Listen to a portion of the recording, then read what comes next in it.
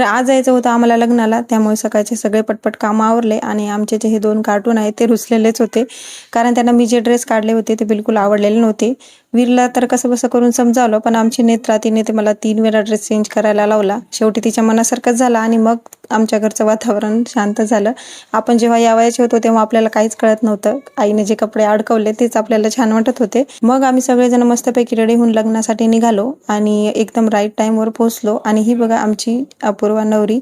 नवरी आणि नवरदेवाची खूप सुंदर अशी एंट्री झाली आणि सगळीकडे वेगळंच आनंदाचं वातावरण होतं. आणि एक सांगते, जेव्हा नवरी आली हे गाणं लागतं ना, म्हणजे मला वाटतं की प्रत्येक मुलीला त्या मोमेंटला तिचं स्वतःचं लग्न आठवत असेल. आणि मी कुठल्याही लग्नात गेलं तरी हा मोमेंट मला थोडासा तरी इमोशनल करून टाकतो. आणि जेव्हा नवरी जाते म्हणजे जेव्हा विदाई असते तेव्हा पण डोळ्यात अश्रू प्रत्येक मुलीच्या येतात. तर असं सगळं खूप छानपैकी लग्न पार पडलं. नंतर माझी आजी पण भेटली आणि वीर आणि नेत्रा लगेच तिच्या जवळ जाऊन बसले. सगळ्यांना भेटलो, थोड्या गप्पा मारल्या आणि मग आम्ही घरी निघालो. आजी आजोबा लग्नाला आले होते त्यामुळे त्यांनाही सोबत घेऊन घरी आलो.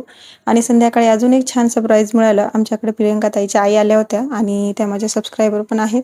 त्यांना भेटून खूप छान वाटलं. थोडा वेळ मस्त गप्पा मारल्या आणि मग त्यांना हळदी कुंकू लावलं. अशा छोट्या छोट्या भेटीमुळे दिवस अजूनच स्पेशल होतो.